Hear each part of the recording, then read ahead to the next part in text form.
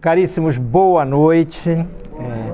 Eu vou impostar a voz porque os demônios aqui trataram de tentar sabotar a aula e fizeram com que o microfone não funcionasse. Porém, peço ao meu anjo da guarda que me dê gogó. Nós trataremos hoje de um assunto que é bastante sério, que são os demônios e a sua insídia. Um assunto que, infelizmente, parece estar sendo deixado cada vez mais de lado, mesmo em ambientes católicos. O demônio é um ser pessoal, porém, quase não se fala dele. Então, do jeito que o mundo caminha, de acordo com o andar da carruagem, me pareceu, quando me pediram para sugerir 4 temas para aulas sucessivas aqui no Centro Dom Bosco, me pareceu conveniente começar com o tema dos demônios. Depois nós vamos falar da queda, que também implica ação diabólica, etc., porque sempre haverá quem aproveite algo do que Santo Tomás de Aquino disse no seu magnífico comentário ao livro de Jó. É um dos comentários bíblicos de Santo Tomás. Santo Tomás falou, ele é cognominado, entre outras coisas, como o doutor angélico, porque tratou dos anjos como nenhum outro jamais o fez, com profundidade metafísica impressionante. Então, há um tratado sobre os anjos na Suma Teológica, ele tratou dos anjos na questão 16 do Demalo, que são as questões disputadas sobre o mal, falou dos anjos e, portanto, também dos demônios, que são anjos caídos, no seu comentário As Sentenças de Pedro Lombardo. Enfim, em várias passagens de sua obra, tanto metafísica, tanto sua obra teológica, como também os comentários bíblicos, que não são muito conhecidos. Infelizmente, Santo Tomás falou da natureza dos anjos, de sua existência, e também dos demônios. O tema que nos cabe tratar hoje é o demônio e sua insídia, a maneira de ação dele no mundo. Pois muito bem, antes de adentrar o tema, eu achei que valia fazer uma palhinha, antes de adentrar o tema do demônio, trazer algumas palavras a respeito da existência dos anjos. Santo Tomás, como todo mundo há de saber, ele tem uma prova da existência de Deus na Suma Teológica, que ocupa um pedacinho de uma página. São argumentos que ele toma de outros filósofos e teólogos e arranja a sua maneira, dá o seu DNA, e a prova da existência de Deus em Santo Tomás tem caráter apodítico, ou seja, de certeza filosófica absoluta, e cada uma das chamadas 5 vias parte de, vamos dizer assim, evidências que são consignadas pelos sentidos. Então, a primeira via, ele começa dizendo mais ou menos assim: como nos atestam os sentidos, há coisas que se movem. Ou seja, até um gato, um rato, uma barata tem a noção do movimento. Negar o movimento local não é demitir-se da filosofia, é demitir-se do bom senso. Então, o movimento é uma realidade evidentíssima. Nenhum de nós pode negá-lo sem cair no absurdo. Então, a força da prova da existência de Deus em Santo Tomás provém do fato de que cada uma das chamadas 5 vias, em cada uma delas, Santo Tomás parte de dados que são apreendidos pelos sentidos. É a chamada prova a posteriori. É uma demonstração que vai dos efeitos à causa. É a chamada demonstração propria quid. A outra demonstração, outra maneira, as maneiras demonstrativas são sobretudo 2, a dedução e a indução. A outra demonstração, a chamada demonstração quia, que é a demonstração da causa aos efeitos. Portanto, de Deus, como nós não temos a evidência evidentíssima da sua existência, se a existência de Deus fosse evidente em absoluto, não haveria ateus, para começarmos, Ninguém diverge a respeito da natureza do verde deste quadro. Aquilo que é evidentíssimo faz com que as consciências que contemplam essa coisa evidente, elas tenham anuência natural. Então ninguém diverge. Se Deus fosse uma realidade evidentíssima para nós, não haveria ateus. E, no entanto, diz-nos Santo Tomás que ele é evidentíssimo em si mesmo, mas não o é para nós. É a evidência quod si, Algo pode ser muito evidente em si, portanto, não evidente para quem contempla. Então, há vários tipos de evidência. A evidência é uma propriedade da verdade, esse preâmbulo é necessário, já que falaremos dos anjos. Então, há coisas que, embora sejam evidentes em si, só são evidentes para os sábios, numa determinada matéria. Que o ato é anterior à potência é evidente para o metafísico. Não é evidente para Dilma, nem para o Lula, né? E nem para a pessoa cujos intelectos, digamos assim, não tenham sido aquinhoados com doses de luzes superiores. A burrice é uma realidade, é um mistério metafísico.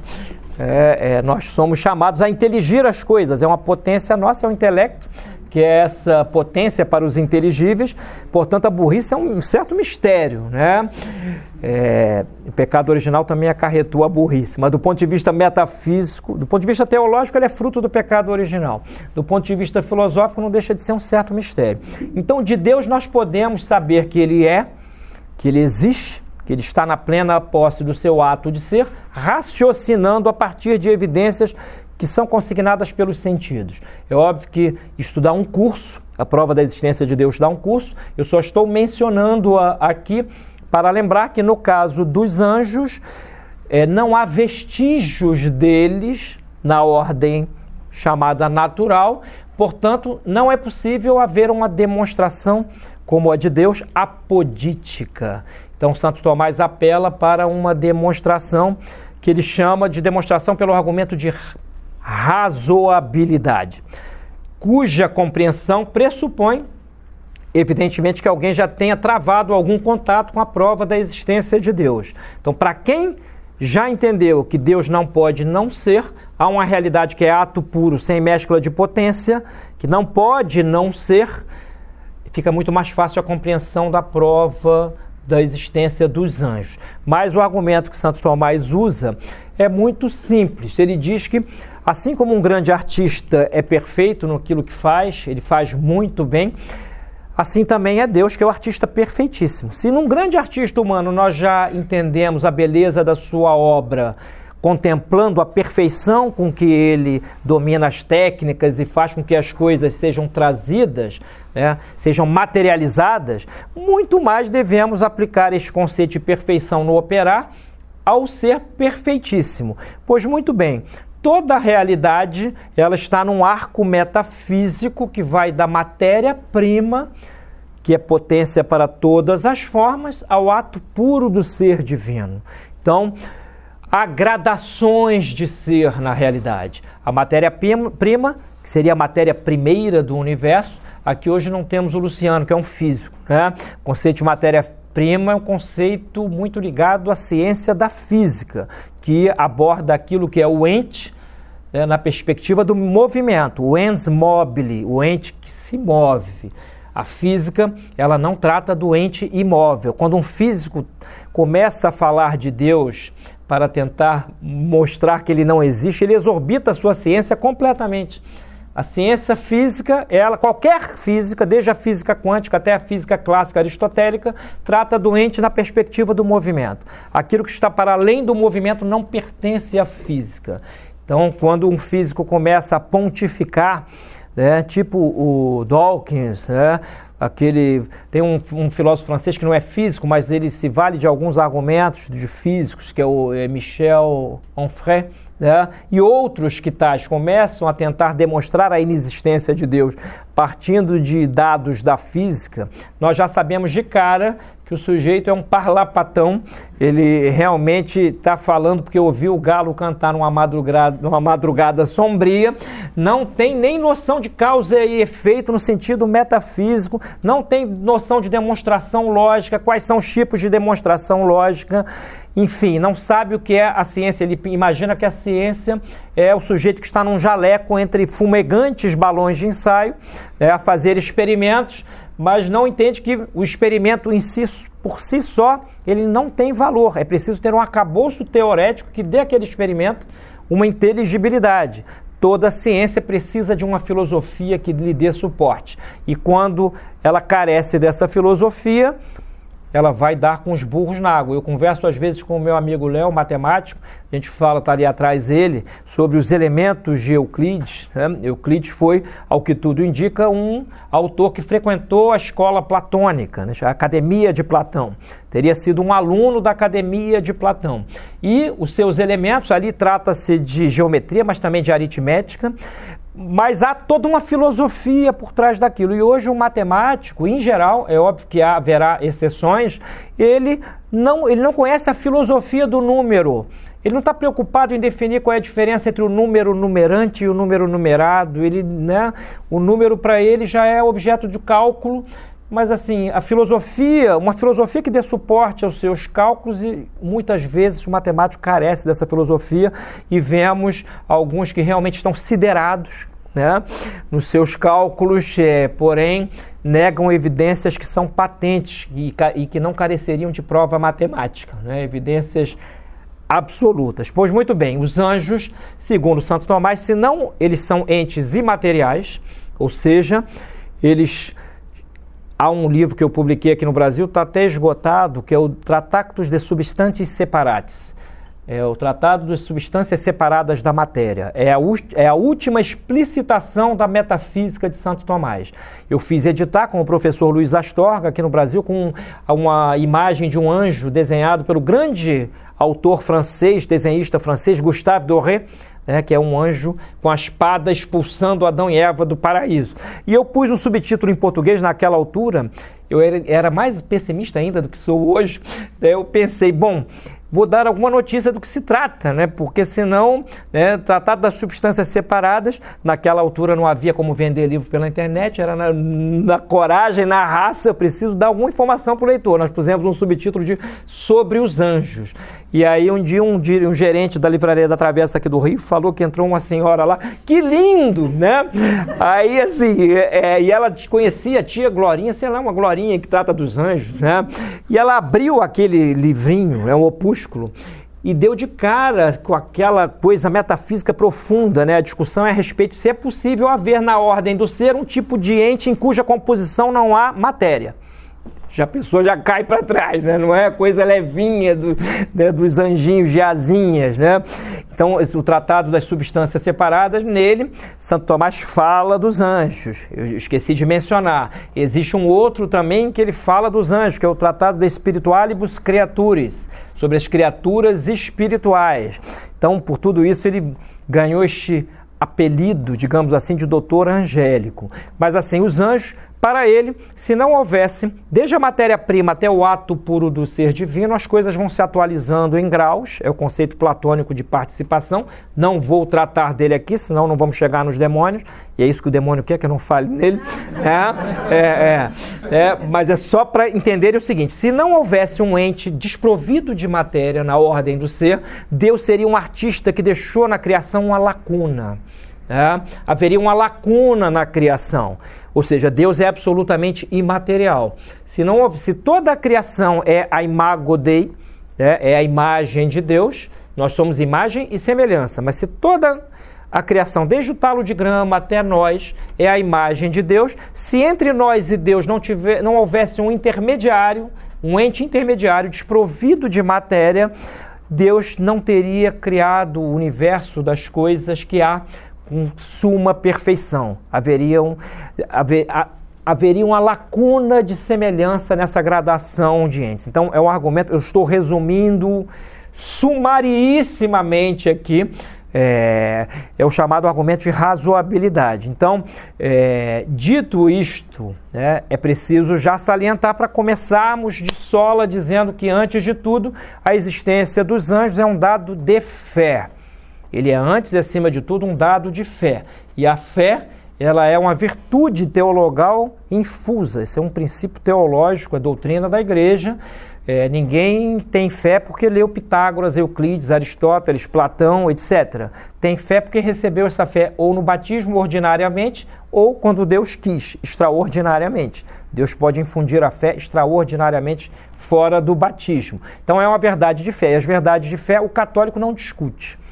Ele não é, mesmo o católico filósofo teólogo, ele não é alguém que vai sair opinando sobre algo para depois consultar o magistério, que é a regra próxima da fé. Não, ele já parte deste dado e, portanto, isto é uma verdade para ele inquestionável, inquestionável. É óbvio que, como entre a fé e a razão não há uma fratura, o bom teólogo, o bom filósofo, vai chegar à conclusão de que aquele dado de fé é verdade também no âmbito da filosofia e da teologia. Então, antes de tudo, é um dado de fé.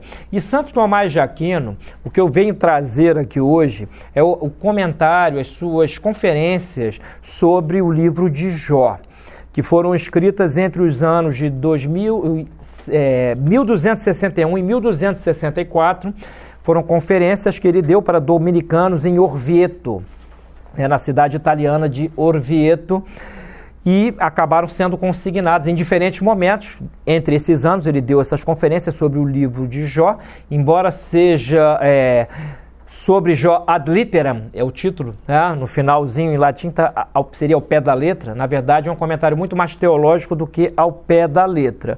E é riquíssimo, riquíssimo. E nós vamos ver aqui, eu faço um preâmbulo para entendermos assim, que ao falarmos disto, seja para um público católico, seja para um público não católico, mas sobretudo para católicos, é preciso fazer algumas advertências, já que a crise da igreja, ela alcança a teologia, a atual crise da igreja. Nós não podemos virar as costas a isto é uma realidade, não é preciso ser nenhum Santo Tomás, basta ir a 3 missas no mesmo bairro para entendermos a dimensão da crise na igreja. E houve, durante a década de 70, uma revista, que foi a revista Concilium. Aliás, ela é posterior ao Concílio Vaticano II e ela é fruto, em parte, de lucubrações teológicas de teólogos daquilo que ficou conhecido como a Comissão Teológica Internacional, CTI. Olha que nome bom, né? A Comissão Teológica Internacional, segundo ela, por exemplo, o limbo está no limbo, né? O limbo é uma invenção medieval, não tem base escriturística. Ou seja, essa Comissão Teológica Internacional, embora os homens eruditíssimos que nela começaram a pontificar dissessem coisas interessantes, a sua formação teológica, que é a base da chamada Nouvelle Théologie, que era criticada na igreja lá na década de 50 do século passado, ela levou as discussões teológicas ao naturalismo, à negação de dados da fé. Isso é muito importante quando nós vamos falar sobre os anjos. E eu separei aqui só um número dessa revista, só peguei algumas conclusões. Em 1975, 10 anos após o Concílio Vaticano II, houve um número dedicado aos demônios, na revista Concílio. E as conclusões, aí foram vários teólogos. E olha que já havia uma corrente teológica modernista que negava dados de fé. Tanto que em 1971, a Sagrada Congregação para a Doutrina da Fé fez um documento querendo pôr um freio a teólogos que negavam a existência do demônio. Só que eles teimaram, continuaram, malgrado as advertências da autoridade, já advertências na década de 70 meio brandas, né? Não eram advertências solenes, né? Olha só, quem disser isto, anátema sit, né? Antigamente não há discussão, né? Pau é pau, pedra é pedra. Agora, né, na maneira resvaladiça, ambígua, etc., com que muitas vezes a autoridade se manifesta, as coisas, até os próprios documentos dela, dão margem a interpretações. É um diálogo. É um diálogo, são ao modo de diálogo. Pois muito bem, vejam só separei algumas das conclusões deste número da revista Concílio. Primeira delas, a Sagrada Escritura não contém textos vinculantes no tocante à crença no demônio. Isso é uma comissão teológica. Tá? Segundo, não obriga os fiéis a crerem em poderes maus pessoais. O demônio é um ente pessoal e preternatural. Segundo estes sapientíssimos doutores teólogos, né? Não precisamos crer na existência dos demônios. Aliás, é o que ele quer, né? Que nós não creiamos nele. Outra, não há nenhuma definição dogmática, essa quando eu li doeu minhas canelas, né? Sobre a existência dos demônios. Ora, o quarto concílio de Latrão foi um concílio importantíssimo da história da igreja. Quem gosta de história da igreja, procure saber o que foi o quarto concílio de Latrão. Ali a definição a respeito dos demônios é insofismável, mas esse pessoal gazeteia as aulas que quer, né? O diabo é uma interpretação apenas para alguns explicarem acontecimentos misteriosos, né? O diabo é uma interpretação humana, né? O diabo não é um agente pessoal, mas uma espécie de personagem do mal. Isso tudo numa revista católica, tá? Meados de 1975, tinha eu 10 anos, já era sambista, tinha 10 anos, né? Como o diabo não pertence a este mundo, outra conclusão destes gênios, tá? Não se pode demonstrar a sua existência. Bom, eles pularam esta aula aqui de Santo Tomás que eu mencionei, né? É o argumento de razoabilidade. Eles não sabem nem o que é demonstração, ou se sabem, fingem não saber. A existência de anjos e demônios, esta também dói. É irrelevante para a nossa salvação, pois não passam de expressões simbólicas. Depois eu vou botar aqui, se o Bruno quiser, na hora de editar o vídeo, botar o título desse número da revista Concílio. Que quem quiser vai lá e busque, para não pensarem que eu estou falando algo da minha cachola. Minha cachola ainda está mais ou menos em ordem, mas assim, não estou tirando da minha cachola. Pois muito bem, qual é a doutrina comum da igreja? Os demônios existem de fato, sua natureza é pessoal e espiritual. Ponto, parágrafo. Né? Não se discute, um católico não discute a existência dos demônios. Né?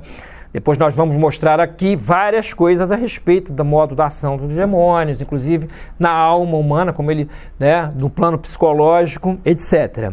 Pois muito bem, essas conferências, que são um comentário ao livro de Jó, magnífico, também carece de tradução para o português, fica a dica aqui para o pessoal do Centro Dom Bosco. Ali eu separei algumas coisas que Santo Tomás diz. Ele faz referência, o livro de Jó alude a dois monstros, né? Ao Behemoth, né? Que é o monstro terrestre, e ao Leviatã, que seria um monstro marinho. E Santo Tomás diz que estes dois monstros são uma imagem do demônio. Eles são uma imagem do demônio. Nós vamos ver isto de que maneira daqui a pouco. E aqui eu anotei uma coisa que é preciso dizer. Essa exegese veterotestamentária, ou seja, do Antigo Testamento, é considerada, no caso do livro de Jó, por gente muito boa dentro da igreja, como a melhor comentário jamais escrito sobre Jó. E olha que houve grandes comentários a respeito do livro de Jó, como, por exemplo, do grande Papa São Gregório, a Morália, né? A Morália, ou seja, a sua moral a Jó, né, acabou se transformando numa moral apenas, né? O comentário dele descambou numa moral, é uma obra muito importante, citadíssima por Santo Tomás de Aquino, mas não alcança este cume teológico que Santo Tomás atinge no seu comentário, tá? Então, algumas coisas que vão ser consignadas aqui e que são pressupostos de Santo Tomás e às vezes são mencionados no seu comentário. A criatura imaterial é a criatura que por vontade é a criatura que por vontade própria, vamos dizer aqui o que é a vontade sumariamente, subtraiu-se à ordem da criação. Pois muito bem, por vontade própria, por livre escolha, perdeu a liberdade. O livre-arbítrio é a faculdade de escolha inerente a toda e qualquer criatura intelectual, dotada de inteligência. A liberdade não é apenas esta faculdade, é a efetiva escolha do bem e da verdade. Nós só somos livres verdadeiramente quando, valendo-nos da faculdade de escolha, escolhemos o melhor, aqui e agora. E só se escolhe o melhor aqui e agora quando se está iluminado pela virtude cardeal da prudência. A prudência é a primeira e mais importante das virtudes cardeais. Ela é a recta ratio agibilium, é a reta razão no agir. É pela prudência, a prudência é a virtude da escolha certa, é por ela que uma pessoa elevada... A prudência não é cautela, parênteses, interesseira. Não, o sujeito esperou o momento certo para agir. A cautela, a precaução é apenas um dos 12 pilares da prudência, mas não se identifica com a prudência. A prudência exige muitas vezes a rápida ação. Se alguém vai estuprar, o exemplo que eu gosto de dar que todo mundo entende. Alguém entra na minha casa para estuprar a minha esposa, o prudente é eu fazer de tudo rapidamente para evitar isto. Alguém vai fazer um mal ao meu filho, o prudente é eu fazer de tudo para evitar, não é ficar cogitando. O filho está se afogando ali no mar da Baía de Angra, o sujeito liga para o seu personal training, né, para perguntar que alongamento ele precisa fazer para pular na água para salvar o filho. Né? Imprudência máxima. Né? A imprudência, ela acarreta um vício horroroso, que é a negligência e a falta de deliberação. Quantas vezes nós somos imprudentes por atos, palavras, pensamentos, omissões. Então a prudência é a virtude máxima e nós vamos ver aqui que, segundo Santo Tomás em seu comentário, o demônio, no seu afã de perder as almas, ele ataca as virtudes. Ele quer inocular vícios na nossa alma, porque uma pessoa que tem virtudes importantes, arraigadas na alma, tem defesas suplementares contra a tentação, as tentações. Então, por vontade própria, ele subtraiu-se à ordem, Lúcifer. Há uma passagem na Sagrada Escritura em que se diz, eras um querubim de asas abertas. Né? É uma metáfora, é uma imagem. O anjo não tem asas, porque o anjo é uma criatura imaterial.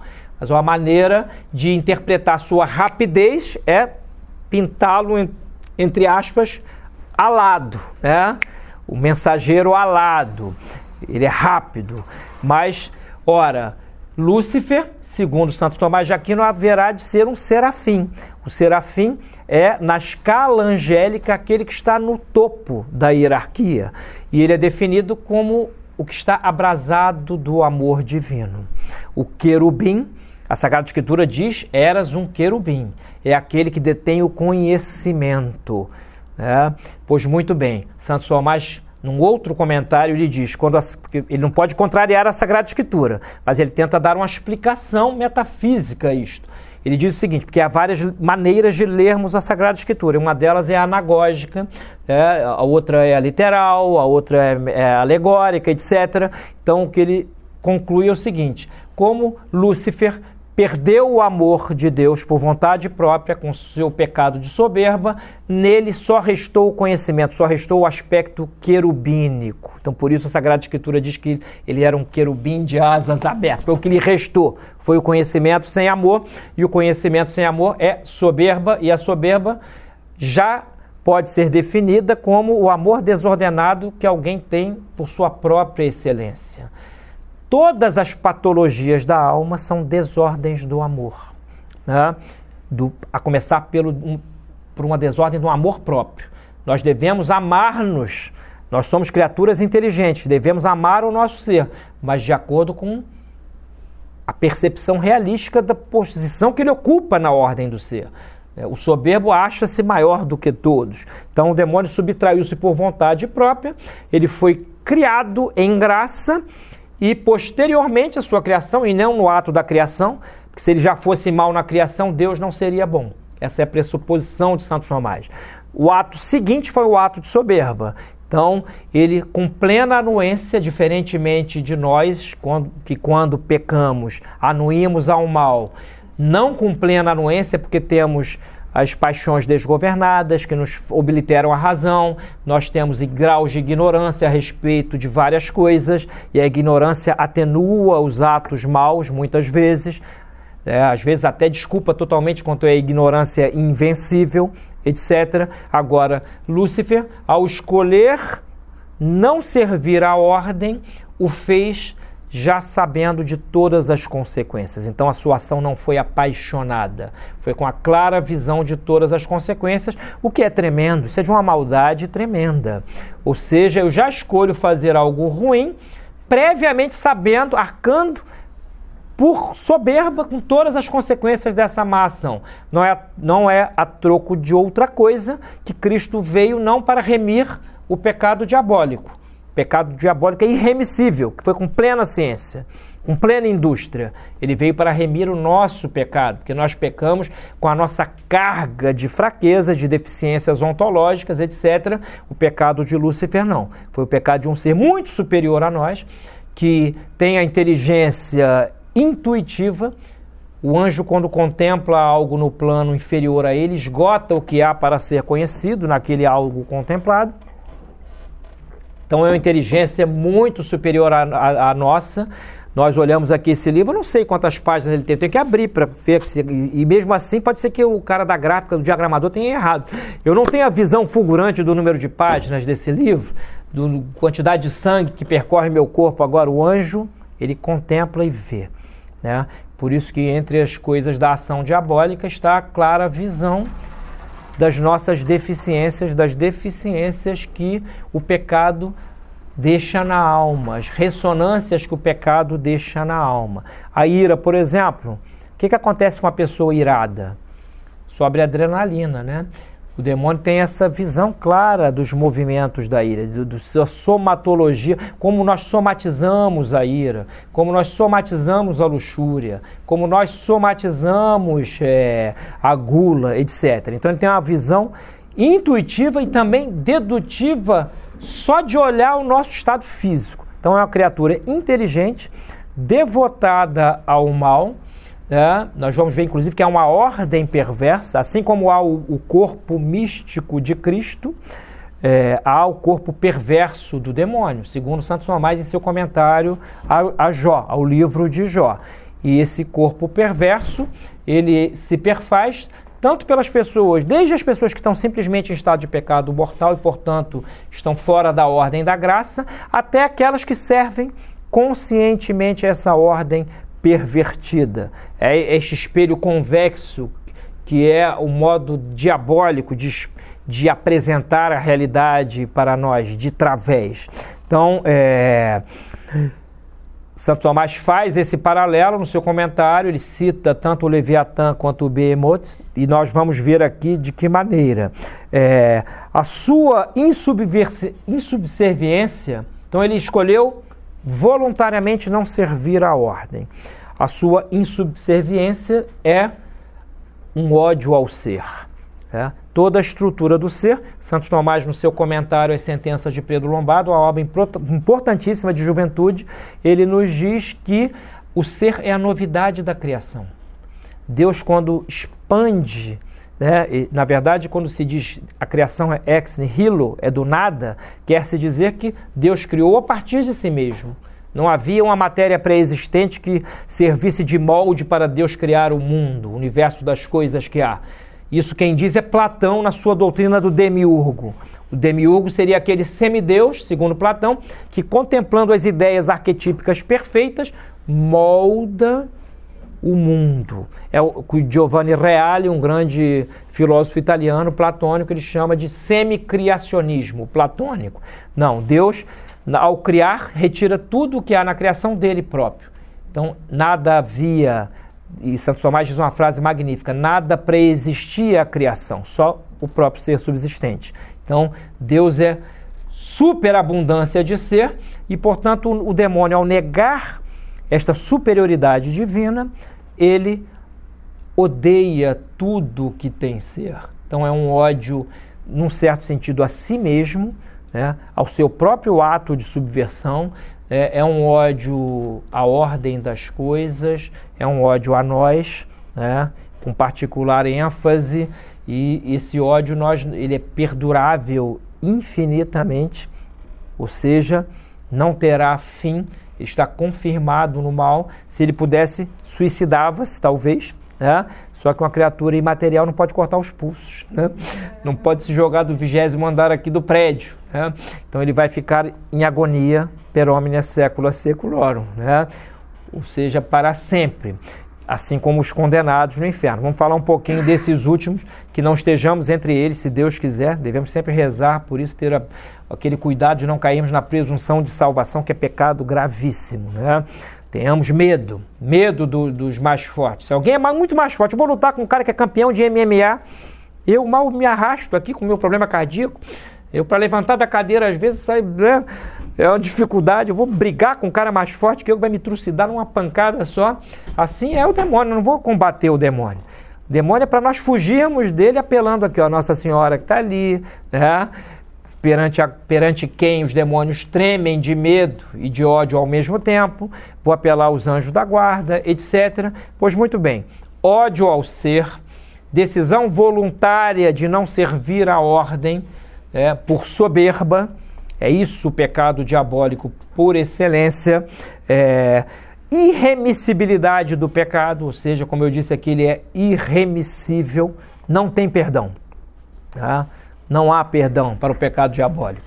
Tá? Eu sei que houve quem dentro da igreja até pregasse, né? Orígenes foi o autor de uma heresia chamada apocatástase, né? Ou seja, depois do juízo final, segundo Orígenes, toda a criação, todas as criaturas inteligentes se regenerarão, inclusive o demônio. Isso é heresia, foi condenada solenemente numa época em que o magistério da igreja não dialogava. Ele batia o martelo, sem pruridos. Roma locuta causa finita est. Mas desde que aquilo que ela locuta, seja feito com claríssima intenção de obrigar os fiéis à aceitação daquela doutrina. Não é um diálogo. Pode até ser um diálogo no sentido de que alguém fala para outros alguéns, e fala até para alguns ninguéms, mas fala de maneira solene, irretorquível, imperiosa, porque aquele que fala é o vigário de Cristo, é o que faz as vezes de Cristo, e portanto ele está fazendo o papel de Cristo, e Cristo disse a Pedro, tudo que ligares na terra será ligado no céu, o que desligares na terra será desligado no céu. Então, o céu não é para bonzinhos, É para quem tem fé e apela à graça, recorre aos sacramentos, apela à misericórdia divina, tem coragem de dizer sim a Deus e não ao mundo, quando o mundo nos induz a dizer não a Deus.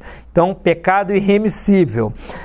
Ele é a causa material do pecado humano. Outra coisa que Santo Tomás pressupõe, não só neste comentário, como algures, em outros lugares, é que realmente a causa material do pecado chamado original é o demônio, é a insídia diabólica. Ele induz, diz o texto da Sagrada Escritura, que Eva viu o fruto proibido e viu que ele era o quê? Apetecível, é o mecanismo da tentação. Ou seja, começa muitas vezes ordinariamente pelos sentidos. Se o fruto não parecesse apetecível, o pecado é assim. Se ele não parecer apetecível, não vai despertar apetite nenhum, você não vai estar nem aí para ele. Então, o mecanismo da tentação muitas vezes vai das coisas exteriores a nós, as coisas corpóreas, que são os três bens três bens que nos constituem, que está nesse comentário. Coisas exteriores, que de alguma maneira temos com elas relações, bens do corpo e bens da alma. Pois muito bem, ele é a causa material porque induziu o homem a pecar, induziu-o a crer que comendo do fruto proibido seria como Deus. Então, o pecado de Adão, segundo a doutrina católica, e Santo Tomás, sendo doutor comum da doutrina, repete, é um pecado de soberba. Não foi porque Adão quis, digamos assim, decair em recreios venéreos. Foi um pecado de soberba, porque nele toda a sua forma, o seu ato de ser estava ordenado. Então não podia haver mais inclinações físicas em Adão. Foi um pecado de soberba. Ele acreditou nesta pataquada de que comendo aquele fruto seria como Deus. Mas foi enganado. O demônio, quando agiu, não foi enganado. Foi um pecado de soberba plena. O de Adão foi de soberba participada. Por isso, Santo Tomás, neste comentário, diz que o demônio é o cabeça dos maus. Toda pessoa, quando age mamente, ela, de alguma maneira, imita o demônio. Ela não é mais, é como se ela retirasse algo da imago Dei de sua alma, ela vira uma imagem do demônio. E todo pecado é um pecado de autonomia. Eu quero ser feliz fora da ordem criada, Seja no hedonismo, seja numa heresia qualquer, mas a pessoa não considera a ordem, a reta ordem das coisas. Então, a causa, alguém poderá perguntar, bom, e se ele é a causa material, já que ele induziu-nos materialmente a pecar, induziu os nossos primeiros pais, e nós participamos por solidariedade ontológica deste pecado, Depois podemos abrir para perguntas para ver como isso se dá. Mas qual seria então a causa formal?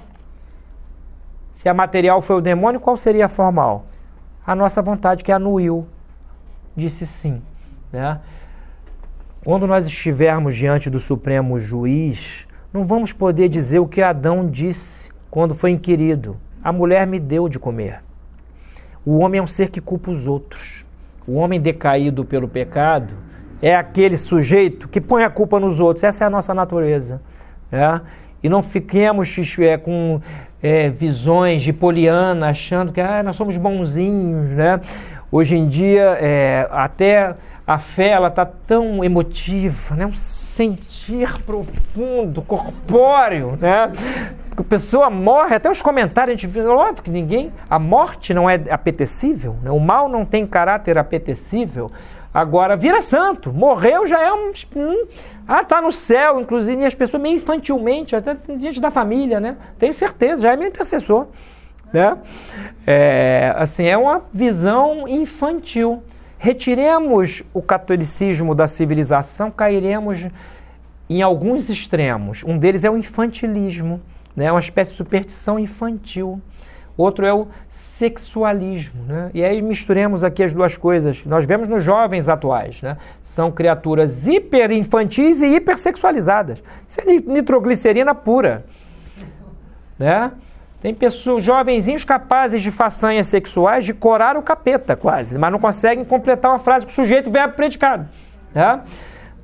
Ou então hoje no mundo dos memes, né? Tudo caiu no sarcástico, né? Na galhofa, né? Tudo bem, todos estamos mais ou menos contaminados com isso, né? Todo mundo quer ser a imagem que o Instagram quer que nós sejamos, né?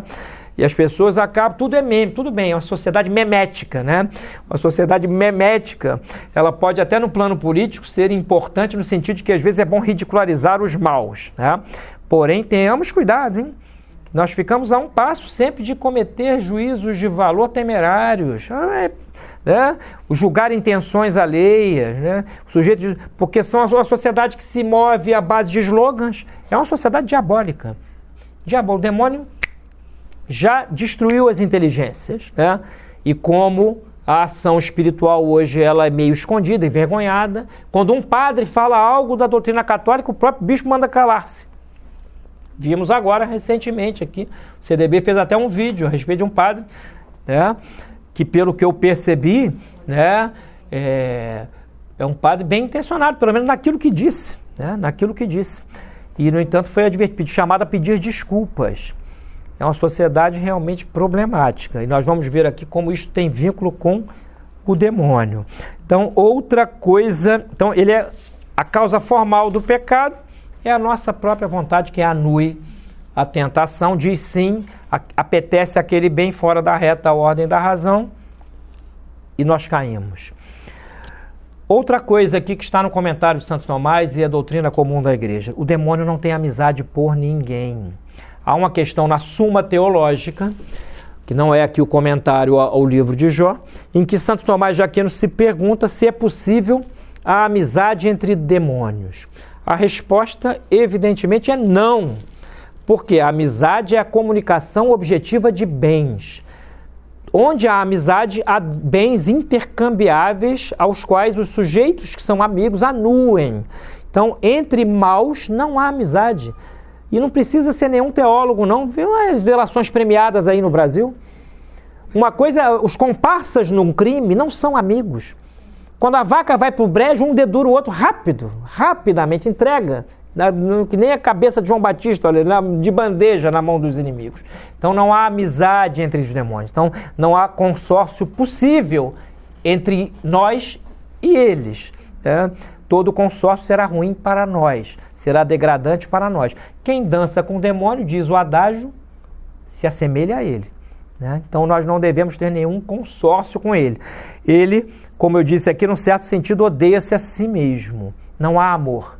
É uma criatura completamente fechada à ordem da graça. E com seu pecado, ele que havia sido criado em graça, isso também são premissas teológicas. A aula aqui é uma aula com base teológica e, portanto, pressupõe que os que estão aqui e os que verão Quem está me vendo agora em vídeo aí, em algum momento, não repare que eu estou virando a cabeça para lá e para cá.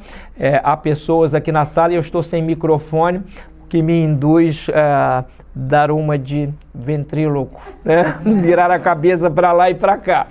Mas tenhamos em vista, não percamos isto no nosso horizonte. Trata-se de uma criatura ou de criaturas que não têm amizade por ninguém, né? Não são capazes de intercambiar bens. Por isso, Santo Tomás diz uma coisa especiosa neste comentário ao livro de Jó, que ele diz o seguinte: entre os que servem o demônio, entre aqueles que pertencem à ordem perversa demoníaca e, portanto, se afastam da ordem do corpo místico de Cristo, o demônio odeia mais aqueles que o servem mais facilmente, porque ele não quer um serviço bonzinho, né? Ele odeia mais os estúpidos, com um ódio triplicado, digamos assim, porque aquele que o serve na, digamos assim, entre aspas, inocência de que vai ter bens, está intercambiando bens, esse vai ser o primeiro a ser esmagado. Ele quer que as pessoas que o servem se afigurem a ele, se convertam em algo parecido com ele. Daí os satanistas fazerem rituais, pactos, o sujeito entra numa seita dessas, ele vai piorando, né, até chegar um momento em que alguém é sacrificado para que ele suba na seita. Uma criança, por exemplo, né? Hoje em dia as crianças desaparecem aí, né? E as seitas satânicas multiplicam-se. Num estado em que Deus é o fora da lei, é o laicismo do Estado, é óbvio que as seitas diabólicas vão deitar e rolar no azeite do pior tipo de pecado que possa haver. Então, não há amizade possível. E ele se pergunta, e entre eles? Santo Tomás se pergunta, há amizade entre eles? Nós não podemos ter amizade com o demônio. E eles? São amigos? Já que vemos que há uma prelazia entre eles, há um superior que manda no inferior? Resposta, não. O inferior obedece ao superior porque é mais poderoso, mas obedece invejando.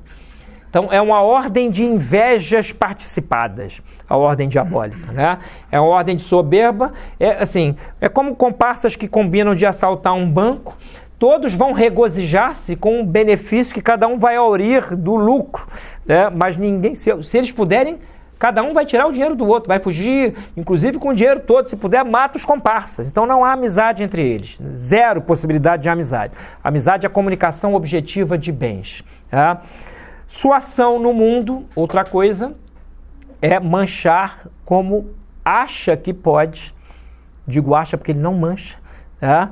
Nós é que ele se manchou, ele subtraiu-se à ordem perfeita. E nós, quando pecamos, nos manchamos, não manchamos a ordem. Nós simplesmente nos colocamos fora da ordem. Nos colocamos, né, com uma vontade perversa entre coisas malignas. Então, isso é um outro pressuposto teológico. A ação do demônio é perder as almas. Nisso ele tem uma certa alegria satânica, quando ele contribui para a perdição de uma alma, mas o seu gozo supremo é poder acusar aquele a quem induziu ao mal, sabendo que, no fundo, quem anuiu, depois de ultrapassar-se certo ponto, tem culpa pessoal. Então, o demônio é um participador de culpas, né? Ele quer que todos participem da sua suma culpa, e é o que ele consegue muitas vezes.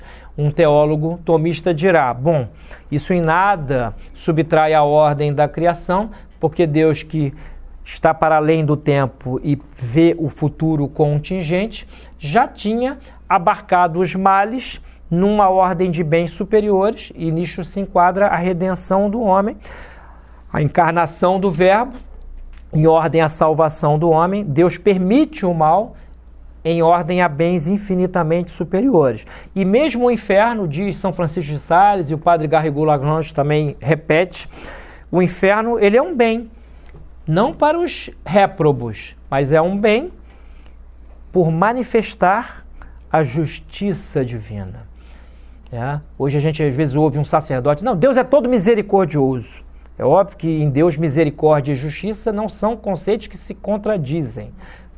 Agora, se ele não fosse justo, Se ele fosse só misericórdia, ele não seria justo. Alguns merecem essa pena, né? Então, outra coisa, eu queria um copinho d'água quando alguém puder, porque eu não estou contingenciado pela matéria, infelizmente. Nem o anjo nem o demônio salivam, né? E nem tem boca seca também, né? Quando eles falam mal de nós, né, com a boca cheia, é a boca metafórica, né? Muito bem, outra coisa importante que está implicada no comentário de Santo Tomás. O demônio, sendo uma criatura imaterial, assim como os anjos, tem pleno domínio sobre a matéria, né? Então, nós temos algum domínio sobre a matéria, né? Um grande domínio, né? Nós podemos transformar, pegar uma matéria, isso aqui tem uma forma de celular, tem toda uma conexão de vários bens integrantes deste celular, nós podemos manipular a matéria e dar formas novas. Só que o domínio que o demônio tem sobre a matéria é infinitamente superior ao nosso, né?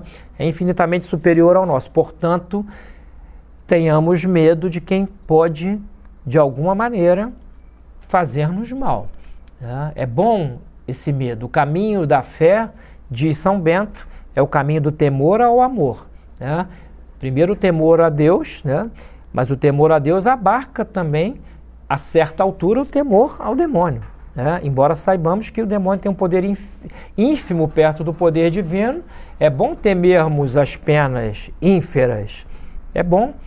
E se fosse boa, se o inferno fosse uma coisa boa, o demônio poderia dizer, como faz lá no conto do Machado de Assis, A Igreja do Diabo, né, que é um conto cuja leitura é muito atual, inclusive, né, diz o personagem, o narrador desse conto machadiano, que o demônio, depois de muitos séculos, digamos assim, de desorganização, ele vai ao céu comunicar a Deus que fundará uma igreja.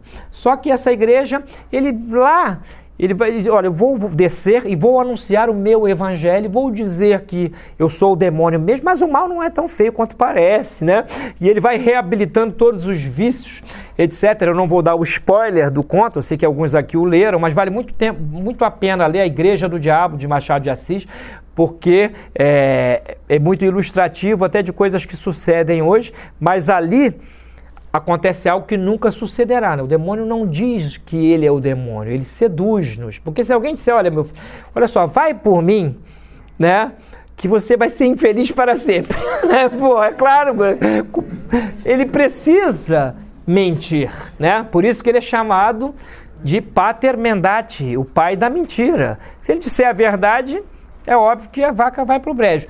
Aqui o título da aula é Satane Circuitus, né? É uma expressão de Santo Tomás nesse comentário. Obrigado, Érica. É uma expressão de Santo Tomás para mostrar a maneira dúbia do demônio, né? Ele age por rodeios, diferentemente do homem justo. É o paralelo que ele faz, que é reto. O demônio faz circunlóquios, tateios aproximativos, sondagens, né? Ele nunca diz diretamente, ele sempre apresenta o mal com algum aspecto de bem. Ele precisa desse aspecto de bondade para seduzir-nos. A sedução é justamente isso. Algo é apresentado em algum aspecto bom. E é bom, por exemplo, o gozo físico. Santo Tomás dirá, o gozo físico decorrente do ato conjugal sexual é um bem. Agora, esse bem pode ser adquirido do ponto de vista moral em qualquer circunstância? Ele será bom em qualquer circunstância? Claro que não. Por exemplo, o estupro. O estupro não pode ser dito bom de maneira nenhuma, a violência. Então, assim, quando nós pecamos, nós apetecemos o bem sob inspiração diabólica, em geral, e também por nossas fraquezas, sub ratione boni, sob a razão de um certo bem. A coisa naquela circunstância é um mal, mas apresenta-se a nós como um bem. E este autor aqui que eu editei no Brasil há alguns anos, é um livro também que fica aqui para o Santo Dom Bosco, é muito importante editar, que é uma obra-prima do Celestino Pires, Inteligência e Pecado em Santo Tomás, em que ele vai dizer-nos como é o mecanismo psicológico por meio do qual nós, homens, caímos. Nós caímos, somos seduzíveis, entre aspas, digamos assim.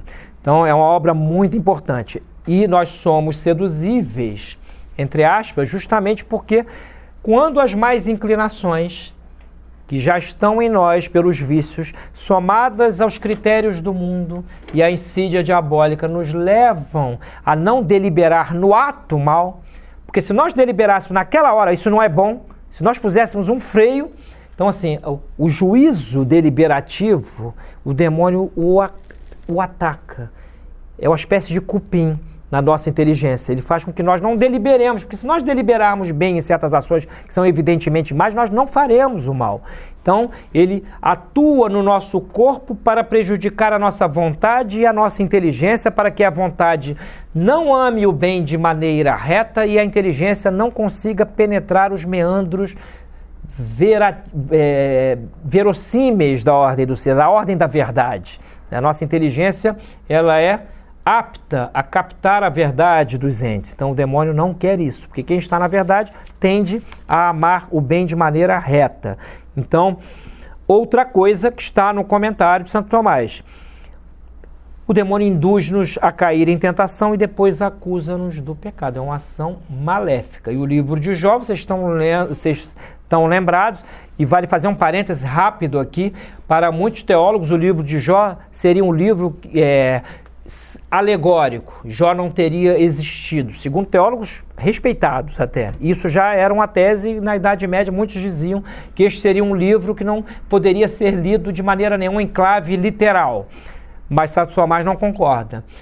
Embora ele dê a sua opinião, olha, isso parece contrariar o conjunto de outros dados da Sagrada Escritura, e quando Santo Tomás dá uma opinião, minha gente, não é o Zé Ruela, né?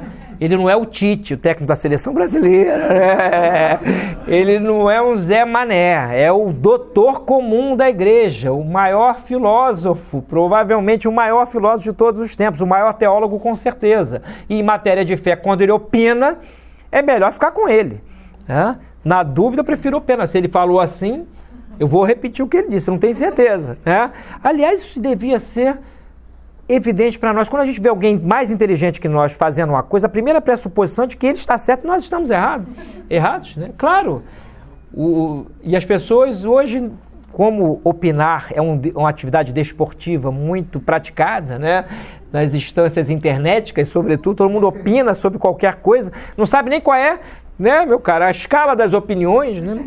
O que é uma opinião? A opinião tem um estatuto, opinião é uma coisa séria, tem um peso. Opinar é aderir com a inteligência a uma proposição com certo temor de que outra seja verdadeira. Isso é opinar. Agora, há graus de opinião. Há desde o flatus votis, né? Traduzindo literalmente, conforme diz o professor Sérgio Pachá, o peido pela boca, que não é opinião, né? Flatus votis, é o sopro vocálico, né? Vazio, Lula livre, né? Isso não é opinião, né? Isso é um regurgitamento, digamos assim, de alguma excrescência cerebral, né? Não é uma opinião. Então isso qual é? A autoridade que tem o flatus votis? Nenhuma. Agora, qual é a autoridade que tem um especialista na matéria? É grande, né? A própria dialética enquanto ciência, o papel da dialética, segundo Santo Tomás, é fazer com que aquele que estuda os processos lógicos chegue a opiniões seguras, a partir das quais a ciência progredirá e vai caminhar para outros meandros, né, do reino do inteligível. Então a opinião é algo muito importante. Nós, em matéria de fé, temos o magistério, que é a regra próxima da fé, e os grandes santos e doutores, é bom seguir as opiniões deles. Nisso é bom nós não querermos ser originais, né? A originalidade não é, hoje em dia ela é muito querida, né? A modernidade é produtora em série de coisas originais. Na filosofia isso então é tão evidente. O livro que eu editei aqui, né, está aí o tradutor, o Adriel, que é o Filosofia Moderna e Filosofia Tomista, dei até de presente aqui para o senhor João Caetano. E nele o Monsenhor Derize, o criador da Universidade Católica Argentina, ele diz, entre outras coisas, que a modernidade ela é feita de uma espécie de auto-elogio. Descartes, por exemplo, René Descartes, ele diz que, olha, a filosofia deve começar com ideias claras e distintas, dando por pressuposto que não as havia antes dele, né? E nós vamos ver esse sestro repetir-se na história da filosofia moderna direto, né? É cada um, Kant, que não venceu, nunca venceu um campeonato de modéstia, né? Kant dizia que o que ele estava fazendo lá com a sua crítica da razão pura era análogo à revolução que Copérnico fez na física, né? E assim, um sujeito muito modesto, né? Ele que nem sabia o que era metafísica, nunca leu uma obra de metafísica. Ele leu os cadernos do Christian Wolff, que era um divulgador dos escolásticos, né? E aí vamos, Edmund Husserl, né, diz que o seu método do fenomenológico, a epoquê, né, é uma novidade absoluta, né? Devemos suspender o juízo, colocar entre parênteses o mundo para filosofar. Eu sempre dizia aqui, quando eu dava aula na primeira fase que eu vim aqui no CDB, bom, a única coisa que uma pessoa não deve botar entre parênteses ao filosofar é o mundo. Bote o mundo entre parênteses ali na favela aqui da Maré, no horário perigoso, na hora do comércio de drogas, né? O mundo é uma coisa que nós não devemos botar entre parênteses jamais. Nós filosofamos com o mundo, no mundo, né? Transcendemos o mundo com as ideias, mas estamos com os pés no chão. E assim nós vamos vendo. A modernidade é pródiga nessa coisa meio diabólica de autoexaltação. né? E hoje todo mundo é autor das suas opiniões, né? O sujeito não é... Só que às vezes, se ele for investigar seriamente, vai ver que ele não é proprietário nem daquilo que ele acha que é a sua opinião, né? Que outro já deu, e melhor, ou pior, né? Em alguns casos pior, né? Então, a ação do demônio no mundo é manchar a obra da criação, e ele atua em toda a estrutura sensitiva humana. Outra coisa que para Santo Tomás é evidente.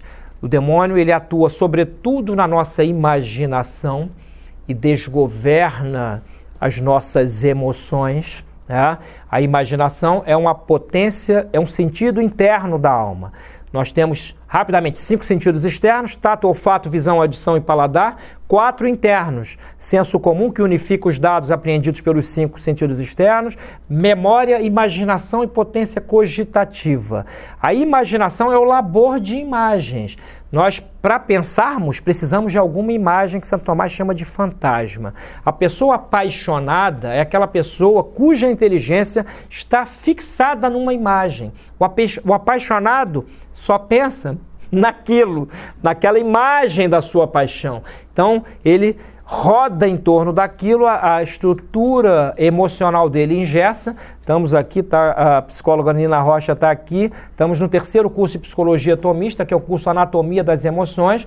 Eu até esta semana, calhou de ser esta semana, em que eu estou falando dos demônios aqui nesta aula do CDB, deu gravar uma aula sobre as emoções demoníacas, né? Por isso foi bom até, né, ter comungado hoje, né, estar, né, quando a gente vai falar sobre estas coisas, é muito importante estarmos bem. Quem é católico sabe que a luta se dá entre o bem e o mal, e a própria história humana não é outra coisa senão uma luta candente entre o bem e o mal. Desde o bem e o mal que há em nós, as nossas más inclinações que nos fazem degradar a nossa potência intelectivo-volitiva, etc. E o mal na história. Tem 2 protagonistas da história para Santo Tomás. O principal é Deus, que é o protagonista oculto. O seu macaco, o imitador, é o demônio. É um semi-protagonista, ele atua na história, multiplicando os pecados dos homens, ajudando, trabalhando para isto. Então, em toda a estrutura sensitiva, o demônio age nos sentidos, ele pode agir externamente, ele pode, aquilo que os teólogos chamam de infestação diabólica, que é quando o ambiente, o demônio está atormentando alguém, movendo coisas, por exemplo, em casa, fazendo a pessoa ouvir coisas que não sucederam. Aqui fica a indicação de uma leitura, que é do padre José Antônio Fortea, que é a Suma Demoníaca. O padre Fortea tem um canal, ele é contemporâneo nosso, tem um canal no YouTube, muito interessante, tem algumas coisas bem interessantes. Aqui ele faz um sumário, inclusive há um tópico aqui, em que ele fala do modo com que o demônio opera na alma. Mas há, ordinariamente, a infestação local, a tentação, a possessão. A possessão seria aquele evento em que o demônio toma posse das potências superiores da alma e faz uma pessoa operar de acordo com o que ele quer. E aí entra aqui uma casuística jurídica, digamos assim.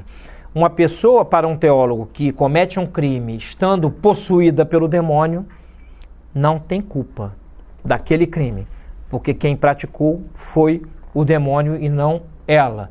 É óbvio que isto não seria, numa sociedade descristianizada, não será levado a sério em nenhum tribunal, né? Mas nós não estamos aqui com argumentos tribunalícios contemporâneos, né? Nós estamos aqui com argumentos metafísicos e teológicos. Essa aula muito sumária, esse tema aqui dá uns 4 cursos. Um só sobre a ação do demônio nas potências superiores, outro sobre a ação do demônio no corpo, outro sobre a ação do demônio nas coisas externas a nós, que é a maneira ordinária é essa, eu repito.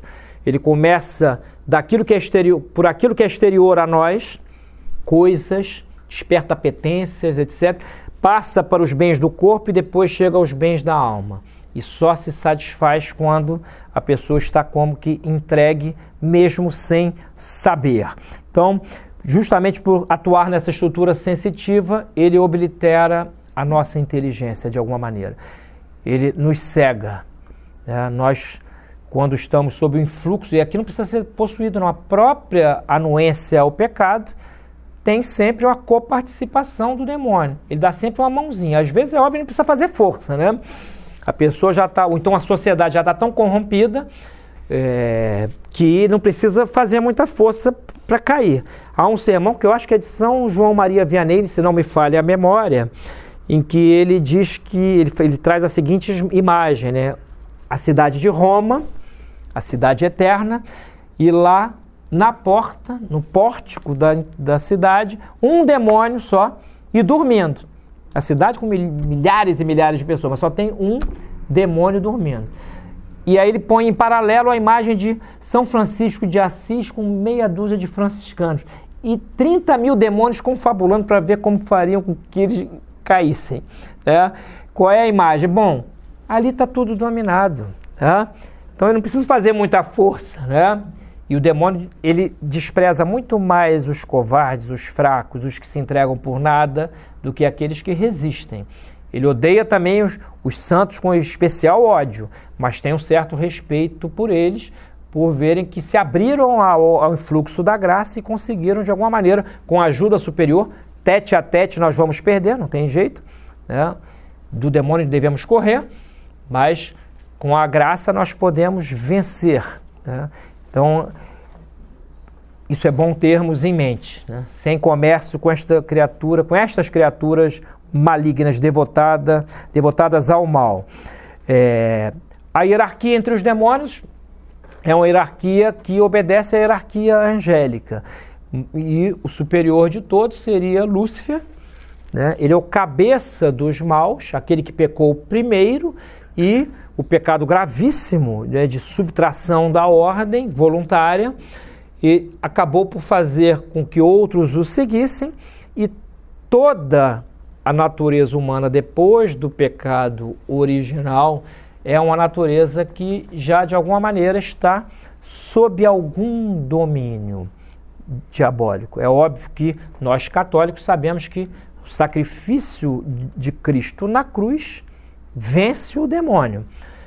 E quando alguém diz assim, nós não merecemos o céu, nós não somos capazes de merecer o sobrenatural, nós só temos potência para merecer coisas que estão à mercê da nossa ação natural.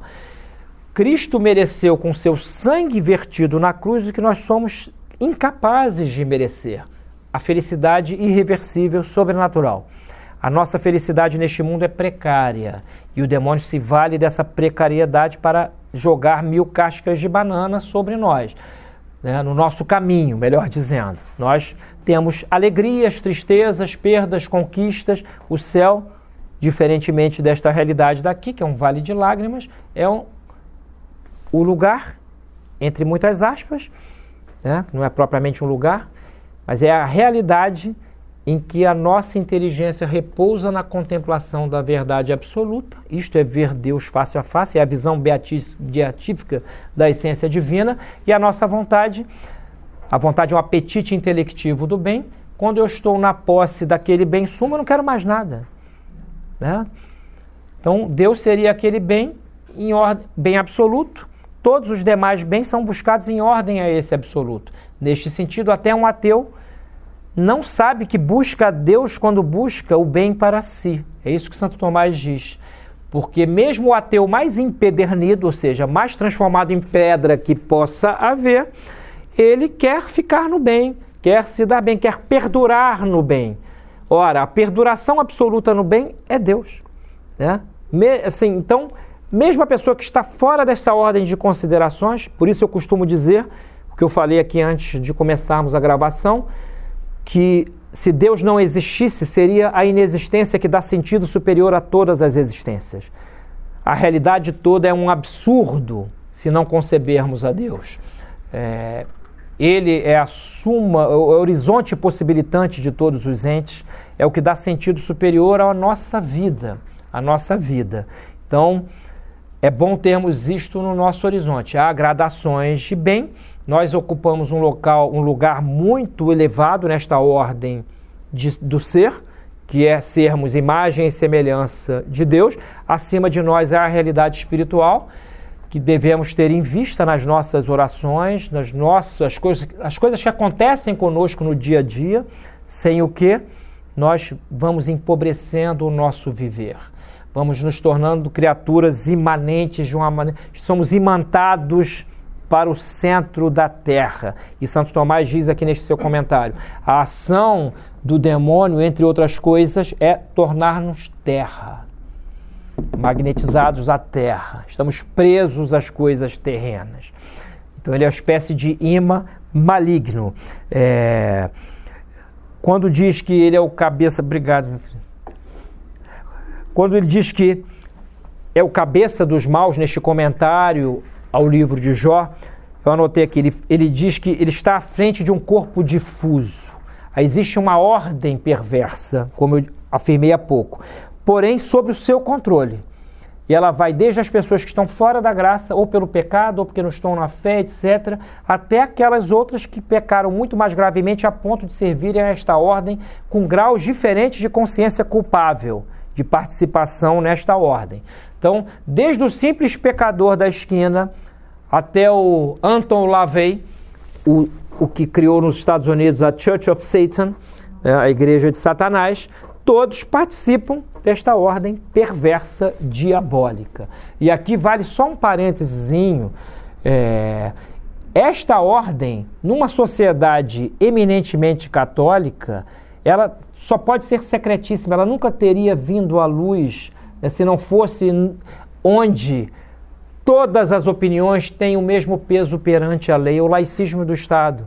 Eu costumo dizer o seguinte: onde todas as opiniões são tuteladas pela lei de maneira igual, em algum momento vai prevalecer a pior de todas, que é aquela que prega que os que não pensam igual devem ser eliminados. Tá? É óbvio que as opiniões têm um peso, as opiniões sociais têm um peso grande. Então, certas opiniões lá nos Estados Unidos, por exemplo, há a primeira emenda que garante de maneira absoluta uma primeira emenda maçônica, né, de caráter maçônico, que garante a liberdade absoluta de expressão de ideias. Quantos crimes não são praticados nos Estados Unidos? Me desculpe se eu firo susceptibilidade de algum americanófilo, né? Desejo bem aos americanos, mas assim, há esta conformação legal na sua Constituição que faz com que já tenha o germen, né, de uma queda civilizacional. Quantos crimes não se cometem hoje, bárbaros, e a pessoa é absolvida porque alega a primeira emenda, né? Houve um crime, eu tive notícia de um dos crimes, foi um sujeito que montou um site pornográfico, pedófilo, e contratou profissionais do sereno, digamos assim, né? Remuneradas maiores de idade, mas com caras de novinha, e com um programa de computador fez com que elas parecessem terem caras de garotinha, estimulando a pedofilia. Mas ele teve a cara de pau de diante de um juiz dizer que não, estava diminuindo a pedofilia, porque estava induzindo os pedófilos a se masturbarem e não levarem da potência ao ato as suas mais inclinações. O sujeito foi absolvido. Nesse site havia um manual de assassinato que foi seguido à risca um dia por alguém, mas a pessoa que escreveu o manual foi absolvida porque eu escrevi, ele fez, ele tem a responsabilidade dele. as ideias têm peso. A nossa tradição ibérica, jurídica, ela não preconiza a liberdade absoluta de opinião. Tá? Isso aí pode, no quinto dos infernos, cada um vai ter uma opinião, né? Se bem que, assim, na verdade, correção. Todo mundo vai ter a certeza da sua própria condenação, das razões da sua própria condenação. Não vai poder ser neurótico, enganar-se a si mesmo, contar mentiras para si mesmo. Esse vai estar no estado diabólico. O demônio tem plena consciência dos males que fez e do merecimento da sua pena. Os condenados do inferno também. Então lá na verdade, também não tem opinião. Mas lá por absoluta impossibilidade ontológica e espiritual. Então, o ódio do demônio a Deus é máximo na hierarquia e a tudo que provém de Deus. Então, há escalas nesse ódio. É possível odiar a Deus. Inclusive, nós vemos isso entre homens. Alguns satanistas odeiam a Deus de uma maneira tremenda. Há um livro aqui, eu trouxe um livro aqui para indicar, é do padre, esse aqui é edição espanhola, é do padre Conrado Balducci, que foi exorcista do Vaticano, antes do padre Gabriele à morte. Acho que ele está até vivo ainda, deve estar velhinho. Depois pesquise aí no papai Google, né, Conrado Balducci. Ele depois caiu em certas exorbitâncias, como crer em OVNIs, etc. Mas isso não interessa para para o tema da nossa aula. Ele mostra aqui como hoje, na época dele e hoje ainda mais, um exorcista precisa ter a segurança, ele não pode confundir uma fenomenologia psiquiátrica com a fenomenologia diabólica. Alguns fenômenos, né, desde sinestesia, levitação, né, alguns fenômenos são fenômenos psiquiátricos que não necessariamente têm colaboração diabólica. Já a ação demoníaca traz um tipo de certeza, porque ela provém da constatação de que certas coisas não podem dar-se no plano da natureza. Por exemplo, ver através da matéria. Coisa que um possesso faz, né?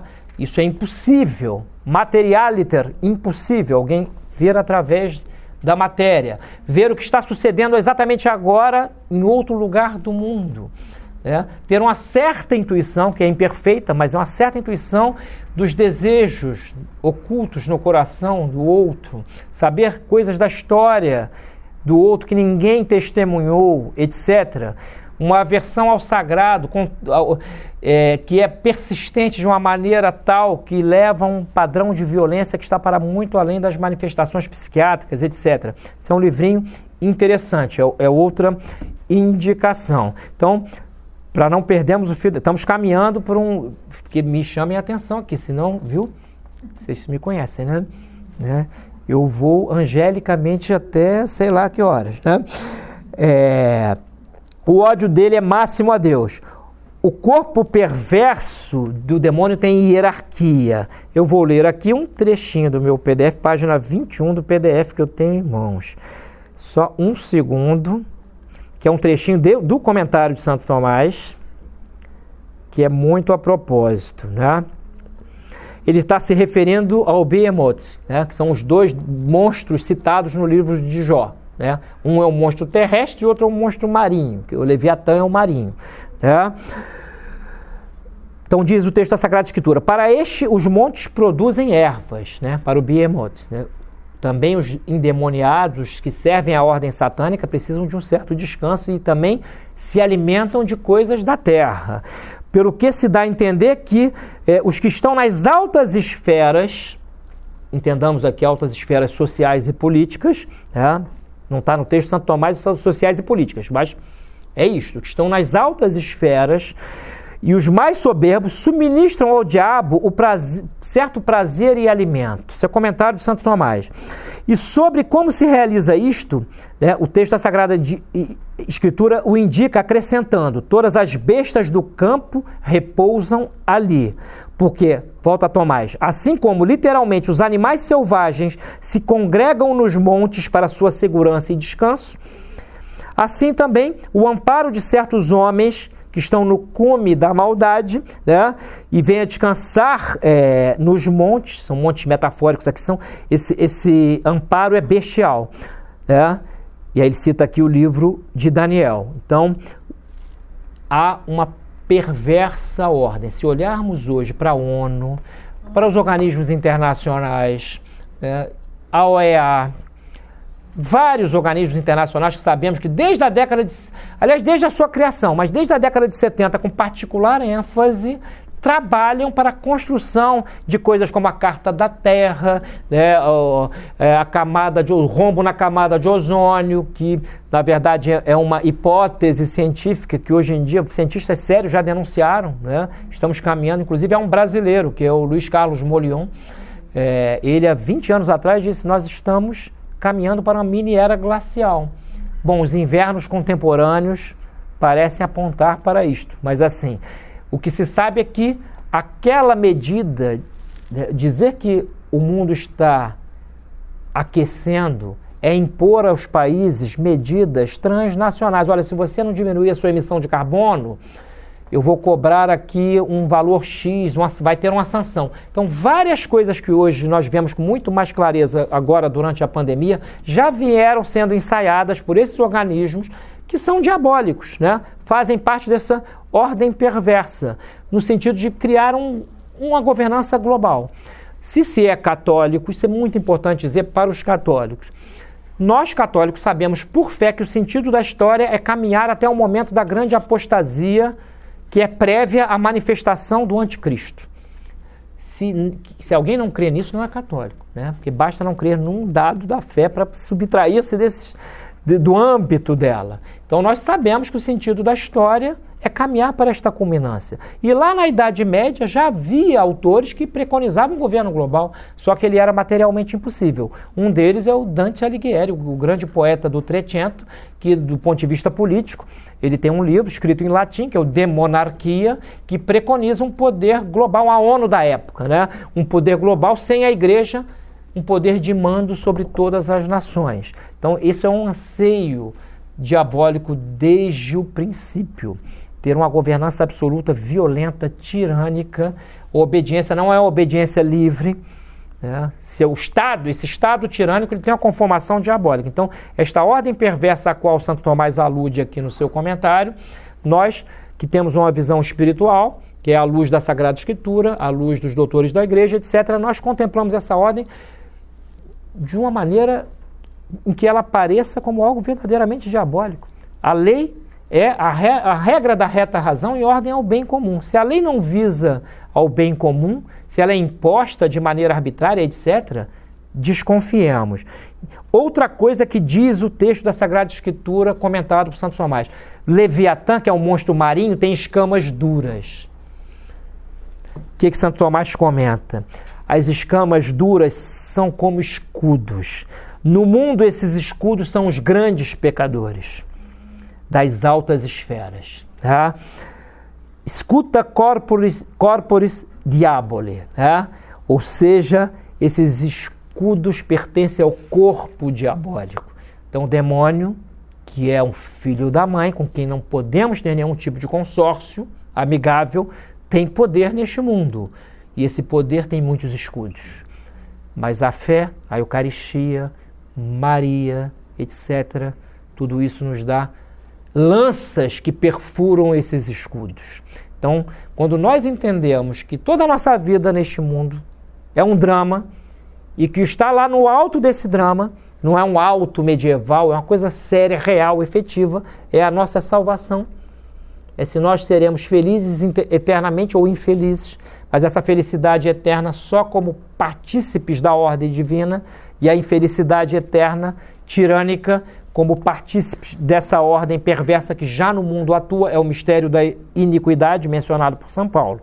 Então, é um escudo, um conjunto de escudos, uma espécie de fortaleza diabólica. Hoje em dia nós vemos, por exemplo, basta um católico, vou dar um exemplo, dar uma opinião que é antipática ao senso comum, logo aparece um exército de opinadores liberais para dizer que você é um chato, é um raditrade, é o diabo. Assim, há um constrangimento. Né? Você não pode defender coisas sublimes. O sublime está revogado da ordem social. O mistério é proibido. Daqui a pouco, o Facebook, agora recentemente, todo mundo aqui viu, botou como proibido uma imagem da Eucaristia. Não se pode ver, todo mundo tentando partilhar e não consegue partilhar. Então, assim, essa impostura, Aliás, está no Catecismo da Igreja, né? Haverá uma impostura religiosa. O Catecismo da Igreja Católica diz que no final dos tempos haverá uma impostura religiosa. E aqui, já que estamos falando da ação diabólica, não nos custa lembrar que Nossa Senhora, que é aquela que é rainha de todos os anjos e, portanto, ela tem um império sobre os demônios, ela esmagou a cabeça da serpente. Em algumas das suas últimas aparições solenes, o que ela promete como, digamos assim, última tábua da salvação.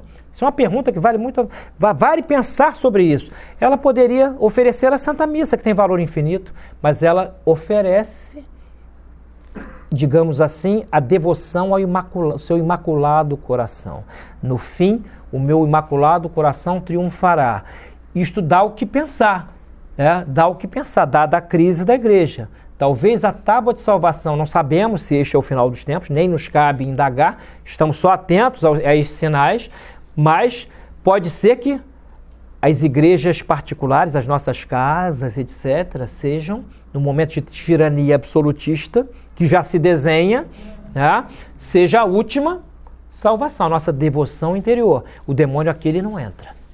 Não entra.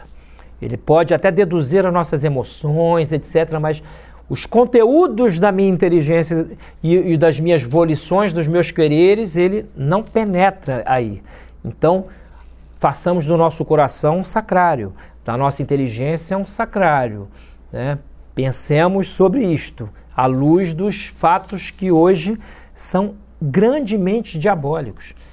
Os crimes contra crianças se multiplicam num índice estratosférico, de uma maneira... crimes macabros. É uma sociedade em que muitas mães jogam seus filhos de uma janela. Né? Os bárbaros que invadiram Roma não maltratavam seus filhos, eles maltratavam os filhos daqueles cujas terras invadiam. Então, assim, isso é uma agressão à lei natural. E se pensarmos que com Lutero tivemos um tipo de revolução, que foi uma revolução contra a igreja, vamos eliminar o intermediário, agora é a sola escritura. Meu amigo, a escritura é o que você pensar que é. Né? Por isso que tem 1000 igrejolas, né? Milhares de igrejas. Né? A entropia. Lutero mal morreu, já havia, sabe Deus quantas confissões ditas cristãs. Né? Então, primeiro foi uma revolução contra a igreja. Depois vem alguns séculos depois a Revolução Francesa, uma revolução contra Deus. Atacamos a igreja, vamos atacar Deus. Deus vai ser fora da lei, que é o laicismo do Estado. A vontade social... a vontade geral vai ocupar o lugar de Deus. Deus estava no centro do ancião regime, do antigo regime. No novo agora, vamos atacar Deus. Já atacamos a igreja, minamos algo, ela continua de pé, vamos atacar Deus. Depois, 1 século e meio depois, com o materialismo dialético, vamos atacar a natureza humana. Né? E hoje isso, com todas as ramificações da visão materialista, isso já leva a pecados que são gravíssimos, pecados contra a natureza do homem. E muitas vezes, outro recado para amigos católicos, ser católico não é só defender tópicos da lei natural. Né? Um ateu sabe que a vida tem valor, né? Isso é um tópico da lei natural. Hoje em dia a gente, às vezes, escorrega para uma visão que acha que a defesa de tópicos da lei natural já basta, já configura um catolicismo sólido. O católico sólido não defende só a lei natural, ele defende a fé, no momento, sobretudo, em que a fé está sob ataque de todos os lados. Inclusive, infelizmente, digo isso com dor no coração, eu estou aqui, estou na cova, né, porque eu sou um cardíaco pós-operado. Eu digo com tristeza, inclusive dentro das hostes católicas, na alta hierarquia. É triste dizer isso, mas alguém tem que dizer. Né? Alguns têm que dizer, assumir o ônus, você é isso, não pode falar mal. Nunca houve esse bom mocismo dentro da igreja. Os papas falavam uma bobagem, eram chamados a atenção. O papa que canonizou Santo Tomás, João 22, ele disse uma barbaridade, manteve essa opinião pessoal. Logo, professores da Universidade de Paris, bispos, padres, disseram: santidade, se Vossa Santidade continuar com essa ideia, Vossa Santidade vai perder, a sé vai estar vaga. A opinião dele foi a seguinte: os santos eles só irão para o céu depois do juízo final. Bom, João 21, Papa canonizou Santo Tomás, hein? Mas aí ele excomungou alguém, brigou com alguém, tô de mal, agora você não pode falar, vou contratar vou contratar alguém no Instagram para falar mal de você. Não, ele calou a boca. calou a boca, assim, não repetiu isso, não escreveu em nenhum documento. Ou seja, não havia esse bom mocismo, você podia criticar dentro de uma certa respeitabilidade erros da hierarquia, né? Erros da hierarquia. Então, não caiamos nessa falsa obediência, né? A obediência a quem nem quer fazer-se obedecer, né? Quer induzir por meio do diálogo, né? Então, o demônio, ele tem essa ação. Quando aqui, o título da aula, né? Que é o Satana Circuitus, né? Esse modo dúbio, ele é próprio do demônio. Ele se aproxima, sonda, é assim que ele age, né? O afã dos demônios, estamos indo para o final, é danar os homens. Então tem aquilo que Santo Tomás chama no comentário de voluntas nocendi, que é a vontade de maleficar, de perverter, de ser nocivo, né? Nocendi aqui seria o caráter de nocivo, vou prejudicar, né? E essa vontade nociva de atingir, eu anotei aqui para comentar, o núcleo da pessoa humana. A vontade e a inteligência, não é só a perversão material, sensitiva, né? Por exemplo, se alguém comete um pecado sexual, há vários pecados do âmbito sexual, né? A pedofilia é um mais evidente para a sociedade descristianizada de hoje, mas há outros. Mas não é um pecado físico apenas, é um pecado em que o homem, ao cometer, degrada a sua natureza intelectiva e volitiva de alguma maneira. Então, essa vontade de perverter, que está lá no livro de Jó, né? Jó, não sei se vocês estão lembrados, depois que ele perde tudo, né? Os amigos, que são mais amigos da onça do que outra coisa, né? Vão lá entabular um diálogo com ele, né? E quase que querem fazê-lo confessar pecados que a sua consciência não acusa, né? Que a sua consciência não acusa. E o demônio é o espectador, ele lança essa bolinha de cristal tenebrosa e depois só olha as coisas se desenvolverem. Então essa vontade de perverter, ela começa pelas ações, das coisas exteriores. Eu vou estou indo para o finalzinho, ler só mais um trechinho aqui do comentário de Santo Tomás, em que ele diz o seguinte: é tríplice, algo que eu já falei aqui, mas eu vou dizer nas palavras do doutor comum, que é mais bonito. É tríplice o bem do homem, a saber, o da alma, o do corpo e o das coisas exteriores. Estes bens se ordenam entre si, de forma que os bens exteriores o sejam para o corpo e para a alma, ou seja, nós gozamos desses bens para o nosso benefício corpóreo e anímico, e os do corpo o sejam para a alma. Então, um prazer sensível, ele será bom se orientar-nos para, digamos assim, uma instância contemplativa e não fazer-nos ficar, digamos assim, aprisionados nele. E assim, é tão perversa a opinião segundo a qual alguém ordena o bem da alma à acumulação de bens exteriores, como quem subordina o bem da alma à saúde do corpo. Hoje em dia, a saúde do corpo, você abre o Instagram, olha só, alimentação disso, alimentação daquilo, alongamento, alonga até o siso, né, da boca, né? Só não alonga a fé, né? Alonga tudo, o dedo mindinho, né? Vou tomar aqui, eu preciso limpar, né? Se eu não limpar aqui um pedaço do meu pescoço, pode ser que eu tenha algo. Já vi cada uma. Aliás, eu vi uma ontem, a minha digníssima esposa disse que alguns gastroenterologistas já estão preconizando, isso é sério, isso é ciência, mas não deixa de ter algo, não deixa de servir de metáfora, né? Transplante fecal, né? E há bancos fecais, né? Vocês procurem aí, né? A Amanda está rindo. Bom, porque sabe-se hoje que o intestino, boa parte dos males corpóreos reside em desarranjos que se dão no intestino.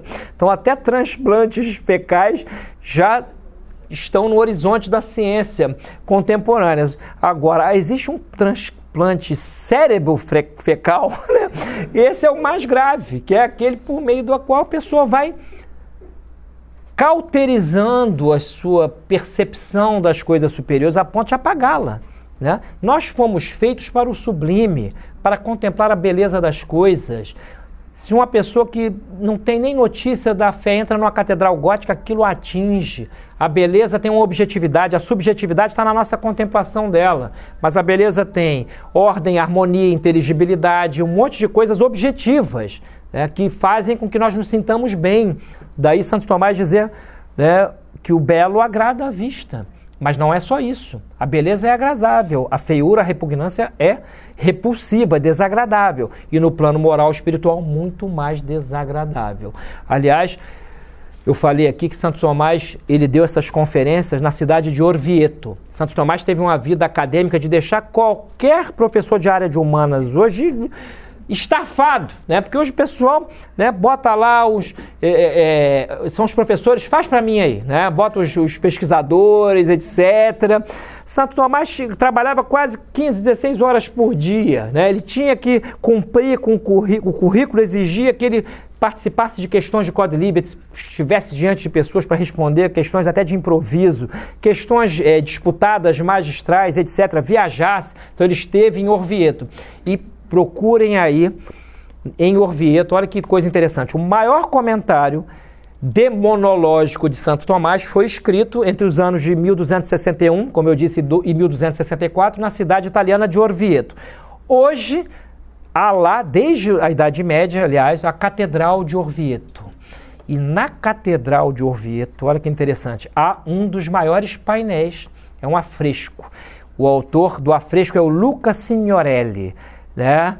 O afresco, se não me falha a memória, se chama Il Danati all'Inferno, Os Condenados no Inferno. Procurem Luca Signorelli, é impressionante o afresco de uma catedral, que é a Catedral de Orvieto, onde, assim, é um efeméride, né? Onde Santo Tomás escreveu este comentário magnífico. E ali se mostra como até as feições físicas com o pecado se deformam. Elas, o olhar, né, por exemplo, a soberba traz aquilo que Santo Tomás chama de ostolência oculorum, certa altivez no olhar que um bom psicólogo percebe, né? O sujeito cheio de si, ele dá sinais, e às vezes não percebemos. Nas entrelinhas ele vai mostrando que se ama demasiadamente. Então, voluntas nocendi e egestas virtutum, né? Egesta seria algo como expelir, né? O demônio quer expelir de nós as virtudes. É isso que Santo Tomás diz neste comentário. Então, queremos atacar no plano espiritual este inimigo da nossa salvação, desenvolvamos virtudes. E a virtude é um hábito para Santo Tomás. É um hábito operativo, um hábito por meio do qual eu adquiro, digamos assim, condições de operar de acordo com a minha própria natureza, que não é só sensitiva, ela é intelectiva e volitiva. Então, a virtude é a melhor coisa que alguém pode fazer por si mesmo, é investir no seu, disciplinadamente, da sua progressão nas virtudes. E o que eu disse antes está aqui anotado, como a virtude é um mecanismo de defesa contra as tentações. Santo Tomás diz que o demônio faz tudo para o homem cair em vícios. Então, as virtudes são teologais, fé, esperança e caridade, são as virtudes cardeais, prudência, justiça, fortaleza e temperança. As virtudes morais, as virtudes cardeais são todas morais, mas nem todas morais são cardeais. Então a humildade é o princípio das virtudes, é o princípio do edifício da sabedoria. Então, adquirindo essas virtudes, nós teremos equilíbrio, aquele equilíbrio das emoções. O demônio quer nos tornar desequilibrados emocionalmente. É isso que vai... Esta semana ainda vou acabar de gravar a aula sobre as emoções diabólicas no nosso curso Anatomia das Emoções. E uma das coisas que ficará dita, com mais exemplos, é óbvio, é que o demônio quer nos tornar emotivos por excesso, a ponto de não enxergarmos a nossa própria trajetória. Então, para encerrarmos a aula, algumas considerações. O diabo é o tentador por excelência, a malícia dele ou deles, né, é consumada, irreversível. A ação diabólica é exterior, mas também, sobretudo, interior. Ela se dá nas exterioridades, mas também no interior da nossa alma. Por exemplo, certas locuções interiores são verdadeiramente diabólicas.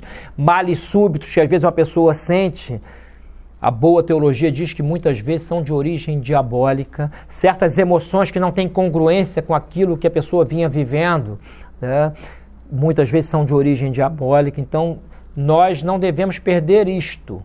Eu falei lá no início da aula que mesmo dentro da igreja, o demônio foi quase que virando um mito, né? E é nosso papel aqui lembrar que ele existe, é real, e quer fazer-nos mal, quer fazer com que nos tornemos maus.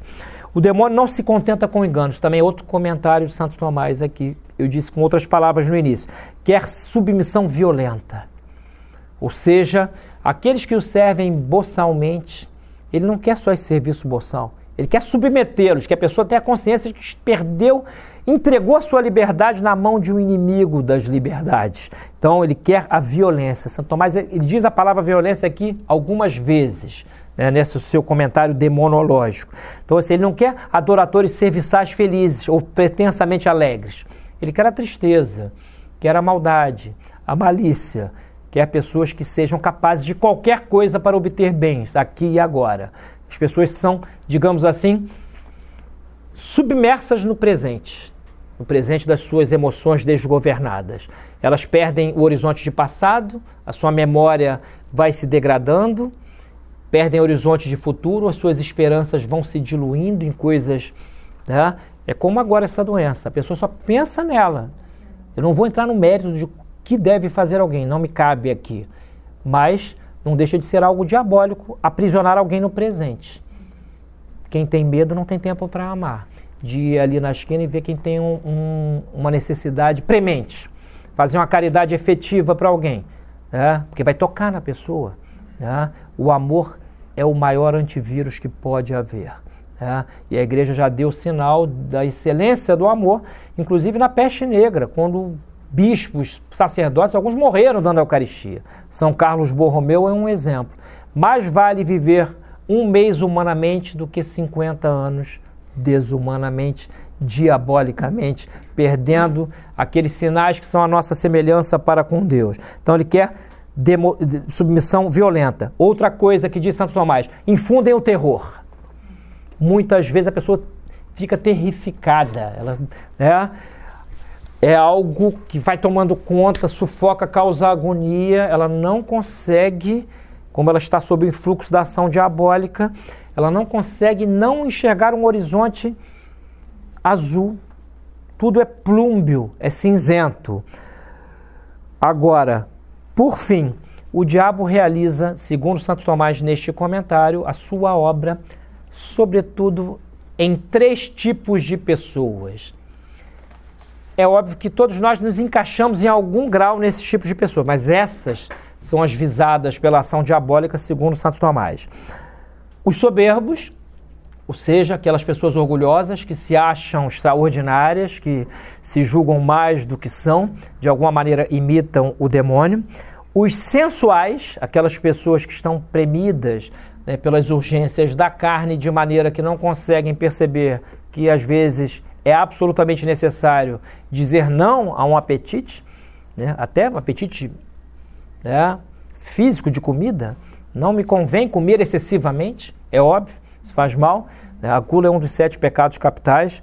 E os que estão dominados pelas preocupações do mundo.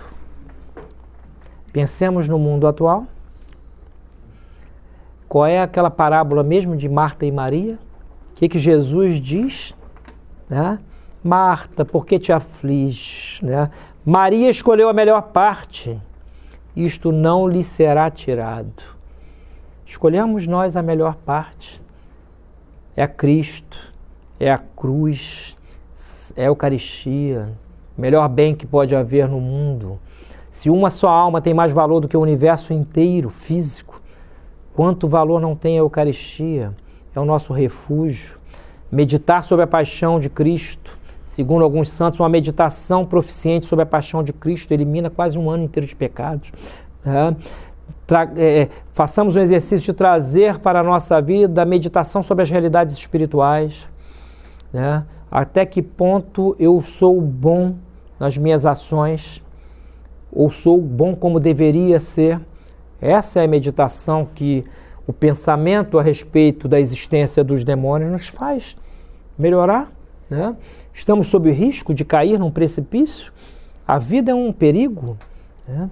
Viver, como diz um personagem de um livro famoso, um autor que não é autor literário da minha predileção, que é o Guimarães Rosa, mas ele tem lá o Grande Sertão Veredas. O personagem principal tem um bordão que ele repete a todo momento, mas que podemos aproveitar aqui. Viver é muito perigoso.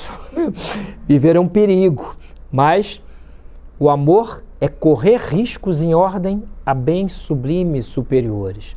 Então, quando nós entendemos que é preciso que haja na sociedade uma instância de pessoas que por amor correm riscos sublimes, mudou tudo.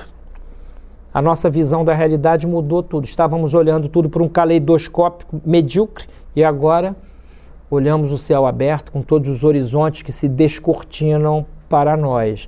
E por fim, a frasezinha que eu escolhi para terminar a aula é a seguinte: o homem com a graça, na graça, pode vencer os combates contra o demônio, mas na graça. Aquele abraço, gente. Valeu. E vamos embora. Vamos que vamos.